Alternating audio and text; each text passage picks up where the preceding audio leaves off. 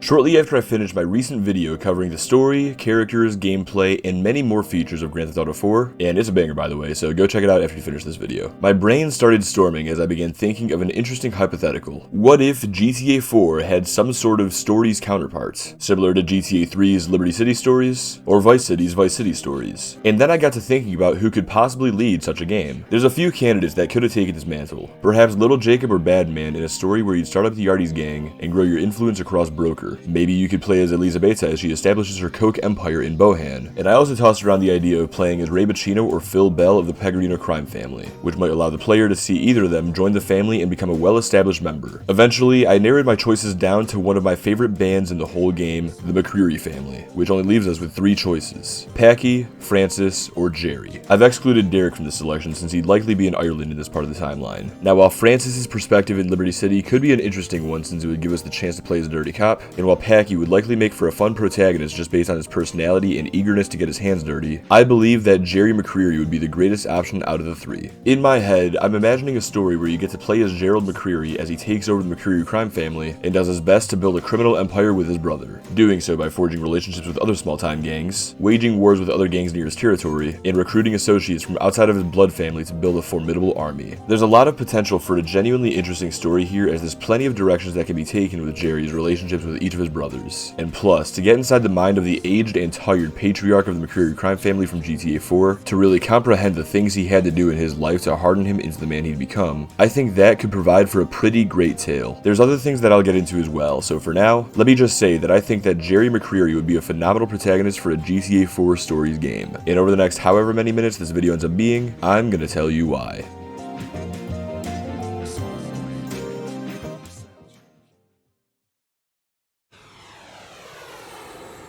But before I get into why Jerry would be a great protagonist, let's address a question I'm sure a lot of you have. Why should GTA 4 have a stories-like game? There's already the episodes of Liberty City DLCs that help do an amazing job at intertwining the stories of 3 separate protagonists in Liberty City. So what would be the point of making a whole new game for a whole new story? And for that matter, you know that game already exists, right? It's called Chinatown Wars. When I asked myself these questions, I considered exactly what contrasts Liberty City stories and Vice City stories had in common against their counterparts, GTA 3 and Vice City respectively. A couple of key things I noted were the fact that both stories games took place before their original iterations, and also that they each protagonized a couple of particularly minor characters from those iterations. In Liberty City stories, we play as Tony Cipriani, who we already know as a made man of the Leone crime family who would give you missions near the start of the game in GTA 3. But in stories, we follow him along his journey of becoming made, becoming the right-hand man of Salvatore Leone, and transitioning from a man who takes orders into a man that gives them. Then in Vice City stories, we play as perhaps the most minor of characters, Victor Vance, who is the older brother of Lance Vance and gets killed in the drug deal that takes place in one of the opening cutscenes of Vice City. But in stories, we follow Vic as he gets kicked out of the military, starts up his own crime family, and establishes an empire with his brother to become the kingpin of Vice City's cocaine industry. If GTA 4 had a stories-like game, I would want it to follow somebody who we never see involved in any action in GTA 4, but also somebody who we could reasonably believe has done their fair share of dirty work before we met him. In other words, somebody that used to take orders who now gives them, just like Tony. I'd also want the story to be about starting with very little and building your way up to prosperity, just like Vic. A character like Jerry McReary fits that mold so perfectly that you'd think it was modeled after him. Like I said a couple of minutes ago, my headcanon for a story like this would see Jerry, a man who gave Nico orders without us ever seeing him on the front lines, take over the McReary crime family from his deceased father and try to build it up into a force throughout Dukes, Broker, possibly Bohan, and maybe even Algonquin and Alderney. Additionally, a story like this would give us the chance to see how some characters' traits and relationships that are well established in GTA 4 come into fruition. While the episodes of Liberty City do sort of fill this void left by a lack of a stories game with how the Lost and Damned Seas would more or less take over the Lost Biker Gang, and how the Ballad of Gay Tony ultimately ends with you taking control of Tony's clubs, they don't really provide that same intrigue as a prequeling stories game would in my opinion, especially when you consider how the original stories games provided us with more in-depth backstories for their protagonists and their supporting characters, as well as how they made their worlds feel more alive with their slight changes to the map. Like, just imagine a game where we get to interact with younger versions of Packy and Francis to get some better insight into how they became the men they were in 2008. And for that matter, depending on exactly when this story would take place, we could see drastic differences in the world of Liberty City, with some sort of parody of New York's Twin Towers potentially being implemented. Although, I think we can all reasonably understand if they still weren't included, even if the story took place prior to 2001. As for Chinatown Wars, I'll be honest and say that I haven't played it before, so I'm not 100% cultured on it. But I have seen a few videos on its plot and gameplay, and while it seems like a good game in its own right, I don't believe that it would scratch that same itch that a GTA 4 Stories game would, mostly because it doesn't follow any of the prerequisites either of the original Stories games set. Chinatown Wars takes place after the events of GTA 4. It follows a character who's completely unheard of in the original game, and as far as I know, there's not a single character from GTA 4 who appears in Chinatown or vice versa. This isn't a dig at Chinatown Wars or anything either. Like I said, I'm sure it's a great game, but it's just not the story that I'm looking for, and neither are the episodes. But now that I've told you what I'm not looking for in this hypothetical story, let me take the time to go ahead and tell you exactly what I am looking for.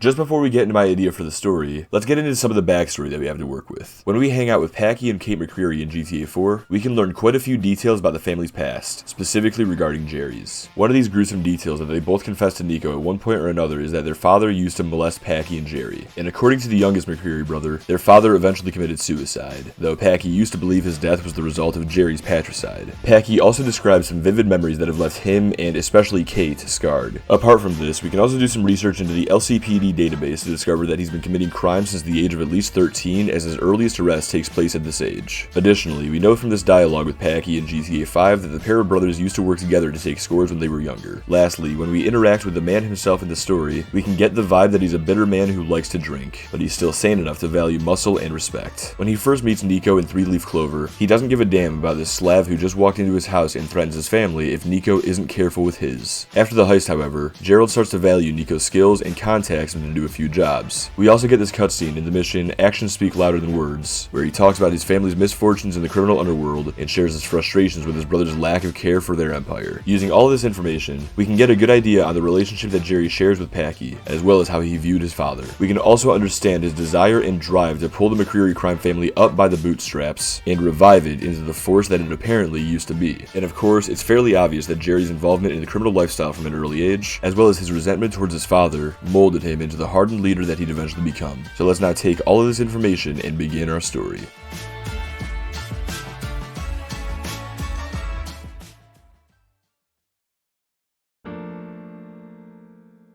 In my scenario, we could have this game open with a cutscene of a particularly young Jerry, aged about 20 or 21, getting out of prison following his arrest in 1992 for armed robbery and hijacking. As Jerry mentions in one of the missions in GTA 4, usually when he gets arrested, the charges don't stick, so he likely won't have served a full-on sentence for this crime. After he gets out of the Alderney State Correctional Facility, his father picks him up and yells at him for getting himself caught. The two get into a heated argument, one that escalates to a point far beyond any other argument they've had before. Eventually, Jerry has enough and gets out of the car at a red light, deciding to walk home instead. On the way home, Jerry stops at an underground gun store and buys a new pistol, and he has it engraved as well, because why not? The next brief scene shows Jerry walking inside the house while his father, home alone, is sitting in the living room reading the newspaper. Maybe there's a story on the Yugoslavian wars on the outside of the paper as well, as Niko Bellic would currently be fighting in them. After Jerry walks in, his father looks up from the paper at him, and then looks back down at it as he says something snarky. Then, without a word, Jerry aims the gun and shoots him in the side of the head. In this part of the scene, the camera is focused solely on his gun, showing off that engraving. And after he pulls the trigger, the screen goes black as the sound of the gun echoes in the darkness. Presumably, Jerry cleans up the place afterwards and makes his father's death look like a suicide, which would coincide with what Packy tells Nico in GTA 4. When these cutscenes end, we flash forward to what this game would consider to be modern day, which would probably be a good 5 or so years after those events. This next cutscene opens on a similar site to how that last one ended, with the camera being focused on Jerry's gun with that same engraving, showing that he still uses that same gun that he'd secretly killed his father with. When the camera zooms out, we're slowly revealed a slightly older Jerry as he shoots his gun, and gets pissed off when he misses the shot. The camera then cuts behind him to show him aiming at some glass bottles. Finally, we take control and enter an aiming tutorial similar to 90s and AKs from San Andreas. After getting enough practice in, Packy runs up to Jerry and warns him that someone called the cops so they need to get out of there. Jerry might yell at Packy for being a bad watchman, but the two run out of this back alley and get in their car, which the player will use to drive home. On the way back, the two can talk about the family's glory days of generations past, and Jerry will express his desire to get the McRearys McRearys back on top. Eventually, we'll return home and be introduced to Kate and Ma, and Francis might even coincidentally pop in for a quick second to pick something up from their mother, which will lead to some harsh words between the officer and the brothers as Ma tries to mediate. Soon, Francis leaves and everyone else goes back to doing their own thing, giving the player full control to either continue the story or mess around in the open world. I'm not going to describe every single detail of the story from here on since I don't want to drag this video out like my last few. However, there will still be a few other missions that I plan to go a bit in depth on, but doesn't that already sound like a pretty damn good opener? Anyway, I'm not going to pat myself on the back too hard and go over these details again, so let's just get on with how the rest of the story could play out. Throughout this game, Jerry will have this need to restore the McReary family to its former glory, but before he can really start doing that, his family will need his help with some petty things. At the very beginning of the game, we'll take missions for Packy, helping him with some small-time jobs like sticking up convenience stores and splitting the cut with him. We'll also take a few missions from Kate where we might have to help her with a guy that's harassing her, or perhaps we'd have to threaten the interviewer at the community center into hiring her, without her knowing, of course. Maybe we'll get a few missions from Ma as well where we have to get some better clothes or something, which could act as a tutorial for player customization. I'm mostly just spitballing here, but I personally believe this would be a great way to get the player acquainted with these earlier versions of the McReary family's members, and it'd be a good way to ease the player into the game by having you perform more grounded missions before we get into the real action. Once family matters are settled, we can start getting into the beginning of the family's rise. Let's start this arc off with Packy showing off some of the goods that he bought with his share of the jobs he did with them, resulting in Jerry yelling at him for blowing his money instead of investing any of it back into the family. Seeing Packy not take things seriously will motivate Jerry to lead by example, which gets him in over his head as he tries to execute a bigger job all on his own. In this mission, Jerry attempts to steal some cocaine from the Gambetti crime family, one of the 5 families of Liberty City, but as he's packing up the drugs, he gets discovered by a mobster who pulls a gun on him. As Jerry puts his hands up, the mobster slowly approaches and taunts him, saying it's gonna feel real good to put this bullet through his skull. Before he pulls the trigger though, Jerry grabs a handful of coke from a torn open package and pocket sands it at the guy's eyes, giving himself a chance to grab him and try to wrestle the gun from him. The mobster headbutts him though, which stuns Jerry and knocks him down to the floor. Then, as Jerry looks up at the barrel that's pointed right at him, a bullet suddenly goes through the mobster's head and exits through his forehead. As his corpse falls over, Jerry looks by the doorway and sees a different man aiming a gun at him. The two question each other, telling the other their first names. Let's say this new character's name is Devin.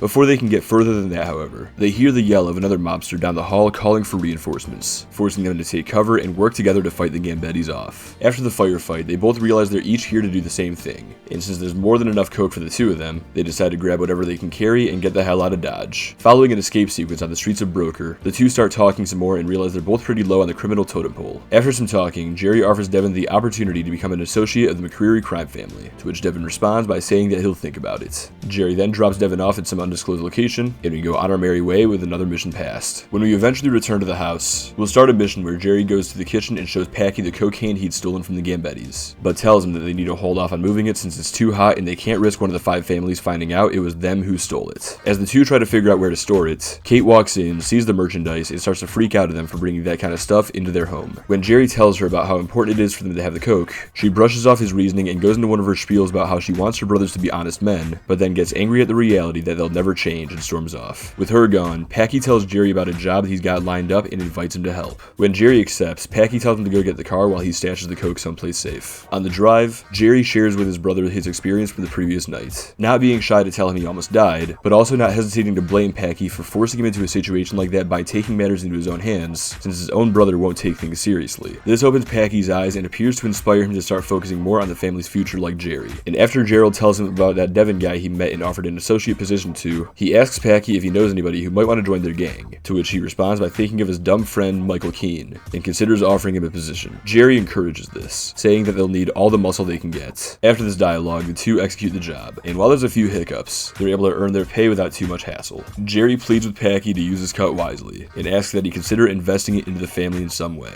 Packy tells him he will, and the two go their separate ways. In the following mission, Jerry asks Packy where the coke is, and the younger brother tells him that it's somewhere nobody will find it. He then quickly changes the subject to show him his new investment for the family, revealing an AK-47. As he excitedly shows off the new gun to his big brother, Kate walks into the room to see him brandishing it, and goes off again about how all her brothers are killers. Skeptical of Packy's acquisition, however, Jerry asks exactly how Packy was able to get the AK with a small take from their previous job. As Packy struggles to explain himself, bullets suddenly rain through the house, breaking the windows and putting several holes in the door and walls. Jerry yells at everyone to get down and shields Kate. After the gunfire ceases, Jerry yells at Packy to get her someplace safe while he takes the AK to fend off their attackers. When he tries to fire it, he hears a click and realizes his dumbass brother didn't get any ammo for it, resulting in him having to throw the rifle to the ground as he pulls out his trusty pistol. After the subsequent shootout where we kill all the enemies, one remains at the end who tries to run away. away. In an effort to tie this loose end, Jerry chases him down and eventually corners him in a back alley. As the man tries to surrender, our angry protagonist drops his gun and decides to fistfight him and ultimately beats him to death. As Jerry pummels the man's corpse, spraying blood on himself with each punch, we fade into a flashback where we see a younger Jerry beating a different man to death. After that job is done, the blood-soaked McReary brothers starts walking home. We then cut to see Packy and Kate bickering in the hall when Jerry slowly opens the door and walks inside. The younger siblings quickly stop arguing and just look at him, while he just gives back a 1,000-yard stare. Without a word, Jerry walks up the stairs, leaving a trail of bloody footsteps behind him. Kate, who is absolutely traumatized by this sight, just walks to her room and shuts the door behind herself, leaving Packy to be legitimately concerned for his siblings. This is a scene that was described by Packy to Nico during one of their hangouts in GTA 4, and according to him, it's what made Kate realize her brothers are killers. We then cut back to the modern day and see Jerry re-enter the house in a scene similar to that of the flashback. As Packy runs up to greet him, Jerry coldly grabs the AK, shows Packy the empty mag, and snarkily tells him that next time he steals a gun from some gangbangers, he better steal some ammo too. He then pushes the weapon against Packy's chest, forcing him to take it from him before going upstairs. A few seconds later, Ma enters the house with some groceries and sees the damage caused by the attackers. Kate profusely tries to make up a story and apologize for what happened, but Ma tells her this isn't her first rodeo and she'll have the place cleaned up in no time. Following this cutscene, we skip to the next day when Jerry's drinking a small glass of whiskey in the kitchen, and after he downs it, he steps away from the counter to give control back to the player as the mission officially ends. Over the next while in the game, we can go through another mission or two with Packy that can act as tutorials for police chases, pay and sprays, and drive-bys. Eventually, we'll be contacted by Devin, who tells us about a buyer he found for his coke and offers to share their details with us. Jerry takes him up on the offer, and after rummaging through Packy's room, he eventually finds the stashed packages of cocaine and brings them out to the car where Devin is waiting. On the subsequent drive to Bohan, Jerry asks about the guy who's buying the coke from him, and to his surprise, Devin tells him that it's actually a woman, a Puerto Rican woman named Elizabeth Torres. When we get there, Jerry meets her and things get off to an amicable start. After we hand over the coke, however, Packy calls Jerry and distressingly tells him that he's sorry, and warns him not to sell the coke. When Jerry asks what the hell he's talking about, Elizabeta angrily shouts. Having just tested the drugs, she yells that she just snorted drywall, implying that the coke is fake, which prompts her bodyguards to point their guns at Jerry and Devin.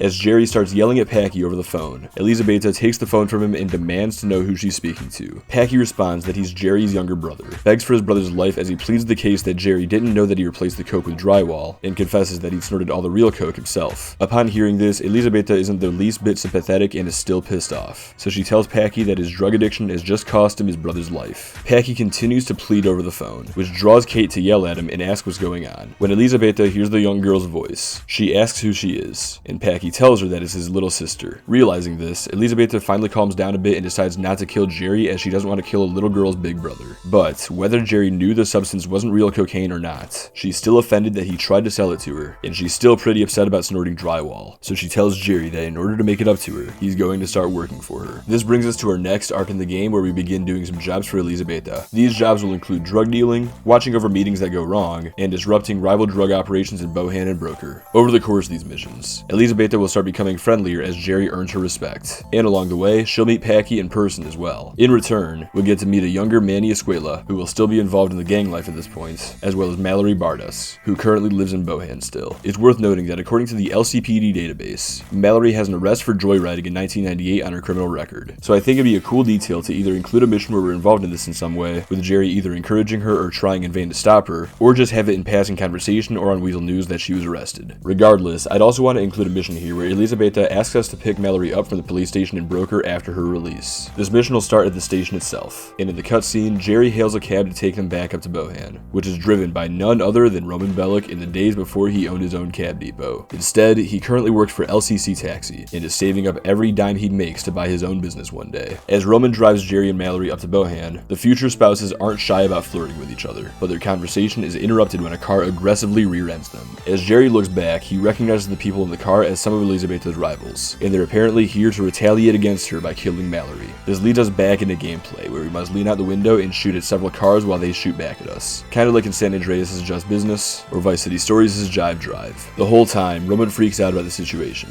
but Jerry repeatedly yells at him to stay calm and promises to give him a good tip if they all survive this. True to his word, Jerry gives Roman a large sum of money for all the trouble he just put him through, making him ecstatic as he jokes that he should get into life-threatening situations more often. Mallory then thanks Roman for his amazing driving skills and gives him a kiss on the cheek before going inside to see Elizabeta. After she's gone, Roman tells Jerry that he reminds him of his cousin who's back home fighting in the war, and then the two bid each other farewell and go their separate ways. After we save Mallory from the gangsters. Elizabeta decides that Jerry's debt to her has been repaid and stops giving him jobs, but she gives him a tip about a shipment of cocaine that the Gambettis are importing in Algonquin. This leads to Jerry rallying the troops by bringing Devin, Packy, and Michael to infiltrate the Gambettis' hideouts and steal their coke. Of course, things won't go to plan, and while our group won't get caught by the Gambettis, they'll have to shoot their way out of the place and escape a few pursuers to secure the drugs. By the end of it, Devin, who was skeptical of the McReary crime family's skills after the Packy situation with Elizabeta, comes to respect the brothers' gang and finally accepts Jerry's offer to become an associate. Later on, Jerry gets contacted by his brother Francis, who casually mentions a rumor that the McRearys stole from the Gambettis before the two agree to meet up somewhere to discuss matters. Just like Francis does in GTA 4 with Nico, he manipulates Jerry into doing some of his dirty work by saying that if certain people don't go down, then he'll get put away, and who knows what kind of family secrets he might spill when he gets interrogated. Alongside these missions, Derek will shockingly appear at the McReary house and will need his brother's help with a few things. Of course, he'll make his visit in secret so that Francis doesn't find out about his return,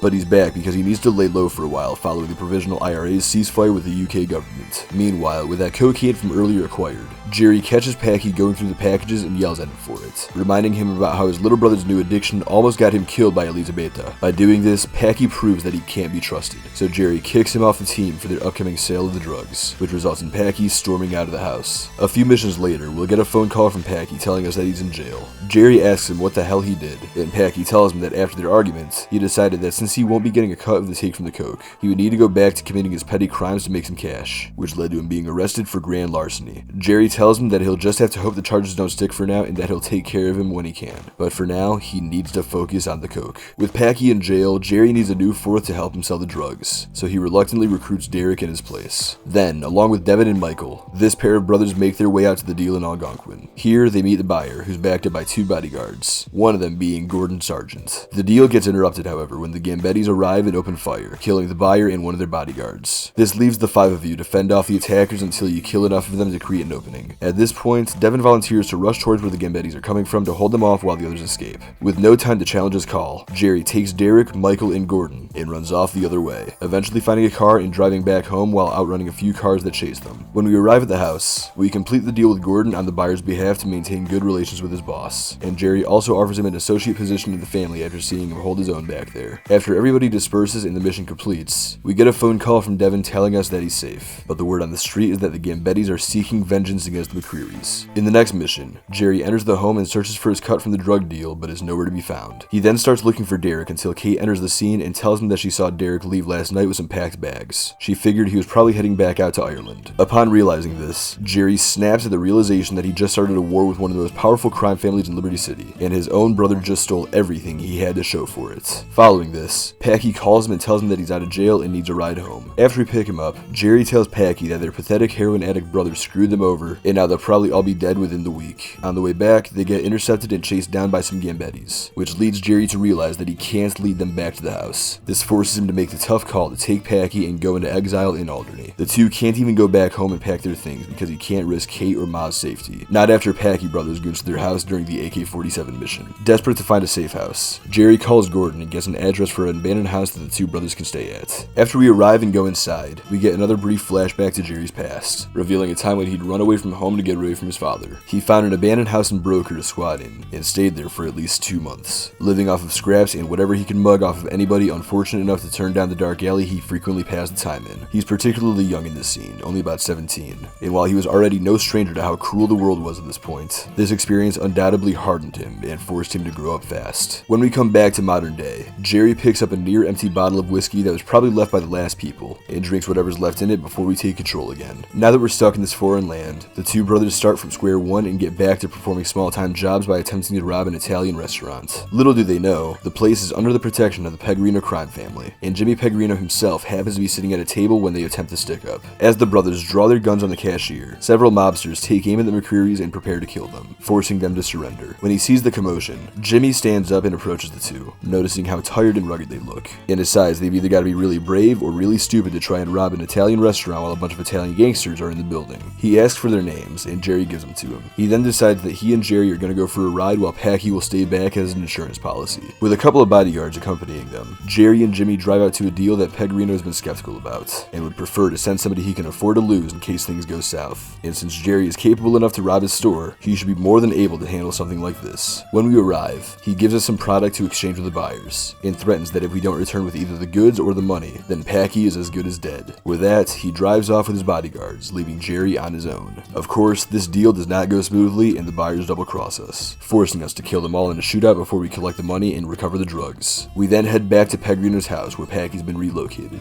and deliver everything to Pellegrino. He tells Jerry he's shocked that he's not a ghost, but upon receiving the cash, he keeps up his end of the deal and gives Packy back to us, along with a small cut of the take. He also tells us that he's impressed with Jerry's work and will be in contact with him. After this mission, we get a call from Kate asking where Jerry and Packy have been. Jerry tells her that they had to go into hiding for now, but it's only temporary and they'll be back home soon. Around this time, we also get a call from Francis again, asking to meet in person to discuss something important. When we meet him, Francis pleads with Jerry for his help as he's done something so horrible that he could be put away for life if someone talks, and someone's threatening to talk to the FIB. At this point, Jerry could care less about whatever happens to Francis, and he feels like he's already fulfilled any obligations he owed him by doing those missions for him earlier. But Francis begs to him and even starts to cry as he apologizes for being such an awful big brother. This actually gets to Jerry and draws some real emotion out of him, triggering another flashback. In this brief look at a time from several years ago, we see Francis and Jerry fist fighting in the kitchen of their house. At one point, Jerry gets the upper hand and slams Francis's head against the counter, knocking him down to the floor. He then sits over him, grabs his head and starts slamming it against the kitchen tiles until blood starts to splatter. He then puts his hands around Francis's throat and intensely looks him in the eye as he starts strangling him. The faint sound of Kate's crying snaps him out of his psychotic rage, prompting him to look over and see her shaking in the corner of the room. When he sees her there, he lets go of Francis and gets off of him, now sitting up against the wall. As Francis catches his breath, he looks up at Jerry and then looks towards where he's staring to see that same sight.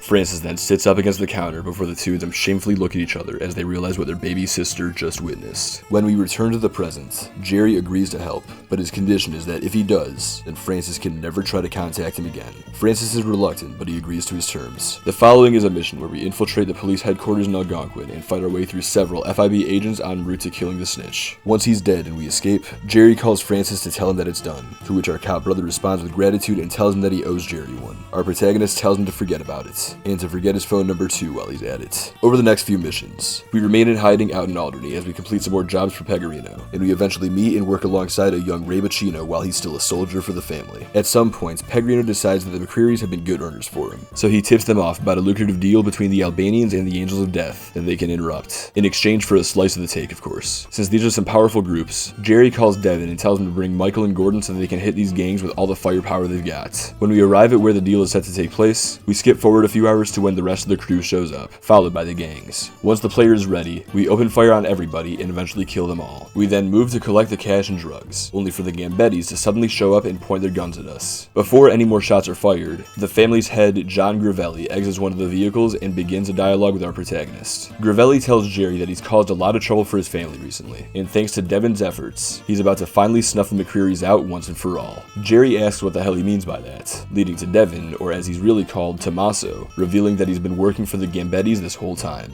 Jerry asks why he helped us back when we stole those initial packages of cocaine near the start of the game, which Tommaso denies doing. But this gets Gravelli even more worked up as he didn't know that Jerry was responsible for that as well. Having heard enough, Gravelli takes Tommaso and tells him about his incoming promotion as they enter the backseat of his car, while his men pack the trunk with the drugs and the cash from the deal. Just before they take off, Gravelli rolls down his window and tells his men to attack, forcing the McRearys to take cover and fend off the Gambettis. During the shootout, Packy mentions the goods, and Jerry replies by saying that he doesn't care about the goods, he just wants Tommaso's head. After we kill everyone and escape, we return to Pellegrino's and tell him the news. Pellegrino is upset that the ambush went south, and he becomes even more irate when Jerry tells him that they've pissed off the Gambettis. Due to the McRearys' new association with his family, Pellegrino realizes that he may be in Gravelli's crosshairs as well, and so he decides to start coming up with a plan to smooth things over with the Gambettis. In the meantime, Jerry wants answers from Tommaso, so he calls him up and demands to know why he betrayed him. Tommaso tells him that he was playing him the whole time and has constantly been trying to set him up to get killed by the Gambettis. When Jerry then asks why he helped him in the first place, Tommaso admits that he was trying to steal some of the Gambettis' coke for himself, but Jerry, doing the same thing and alerting the mobsters, forced him to alter course and work with him temporarily, and ever since then, he's been trying to tie up this loose end. But now that Jerry's living out in Alderney, things have gotten a bit more complicated, and he now plans to use Kate to draw him back out into Broker so that he can easily kill him. When Jerry hears this, he tells Tommaso to leave her out of this, and when Tommaso refuses, Jerry makes him a promise that he will kill him. After he hangs up, Jerry immediately calls Kate to warn her to get away from the house, but shortly after she answers, she gets a knock at the door. Jerry yells at her not to answer it, but she does anyway, and we can hear afterwards the sounds of struggling, the phone phone hitting the ground, and Kate screams for help.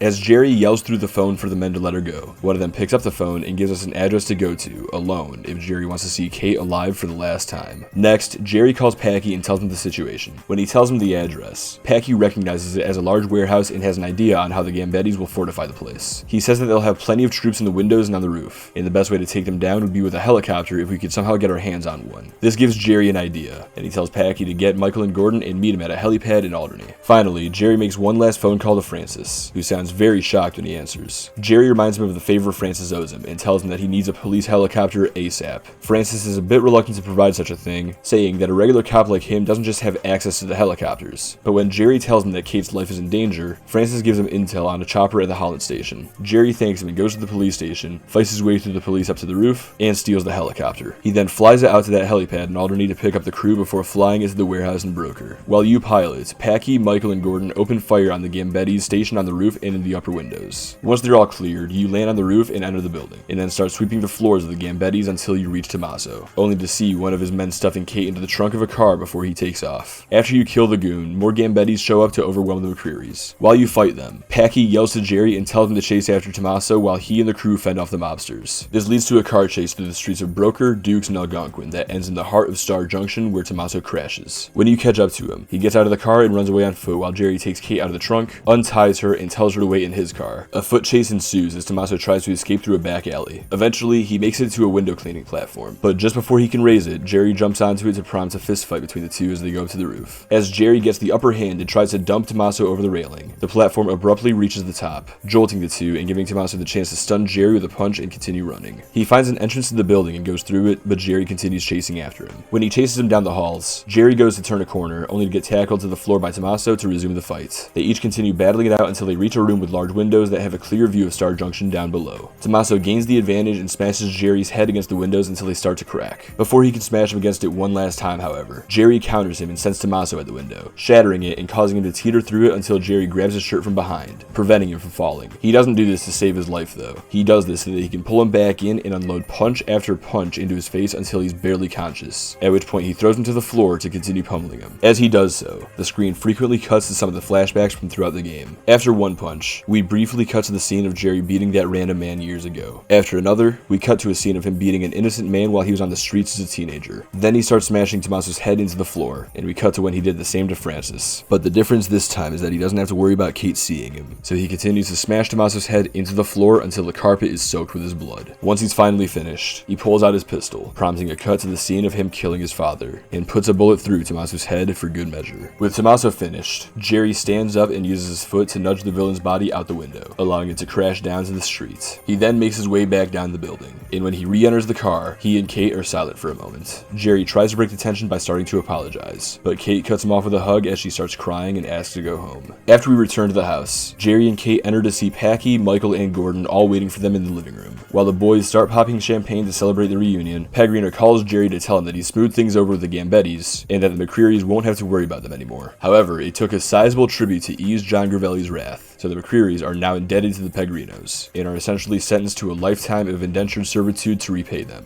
Jerry tells him that he's not a huge fan of that idea, and Pellegrino tells him back that he can easily lift his protection from the Gambettis if Jerry has a problem with it. With a point taken, Jerry gets off the phone and tells Packy the news. As the two relish their fate, Kate tells them to forget about whatever it is they're upset about and rejoin the party. Usually, Jerry would be more reluctant to do so after having such a reality set in on him, but after everything he's gone through over the past who knows how long, he decides to let himself have one night of fun and joins his family in their celebration to end the story, but not without grabbing a bottle of whiskey out of the kitchen cabinet first. So, what do you think? Not too shabby of an idea, right? Well, of course, I'm gonna think it's great since I'm the one who came up with this whole story, so I'm not gonna speak about how great it objectively is since I don't have any way of getting feedback on it before this video comes out. But at least in my personal opinion, this is a concept that has a lot of potential. I'm sure there's plenty of other solid ways to revolve a story around the McReary crime family, but some things I specifically noticed while writing my take on it was just how much source material there is to work with, as well as how much room there is for creative freedom. In other words, there's enough of an idea that already exists within the context that we're given in GTA 4, and there's also also plenty of uncharted territory to create a variety of stories out of Jerry's history. But out of all of those potential stories, I think this has got to be one of the best. Straight up, as I was writing out that whole thing, I was thinking to myself about how much I would love it if I knew how to create mods for GTA 4 so that I could make a total conversion of the story.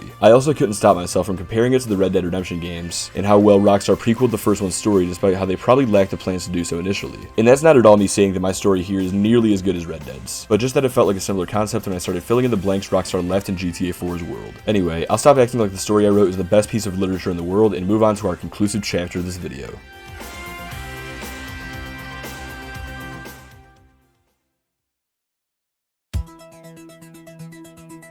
I hope that with this video, I was able to show you all what we missed out on. A GTA 4 Stories game could have been a spectacular addition to the Grand Theft Auto lineup, and it had the potential to do so much additional world building for GTA 4, as we could have gotten earlier insights into and more depth out of characters like Elizabeta, Mallory, Pegorino, and of course, the McReary crime family. And that's just if Rockstar had decided to go down the route of protagonizing Gerald McReary. If not, then we could have gotten closer looks at other characters, like Little Jacob, Mikhail Faustin, or Dwayne instead. This also could have been a great way to see how Rockstar handles setting a GTA game in the past in the HD era, since we haven't had a title in the series set prior to the modern day since the 3D era. But at the very least, it definitely would have been great to see the world of Liberty City from an earlier perspective and under a new version of the Rage engine. But what do you guys think? Do you think you would have enjoyed a GTA 4 Stories game? And if so, what would you want it to be about? Or are you fine with us not getting one? Or if you liked my take on the story, is there anything about it you'd want to change? And also, what would you call it? Because to be honest, the only thing I'm not a huge fan of is the name. I mean, the original isn't called GTA 3 Stories, it's Liberty City Stories. But since that name's also taken, it wouldn't make sense to call this the same thing.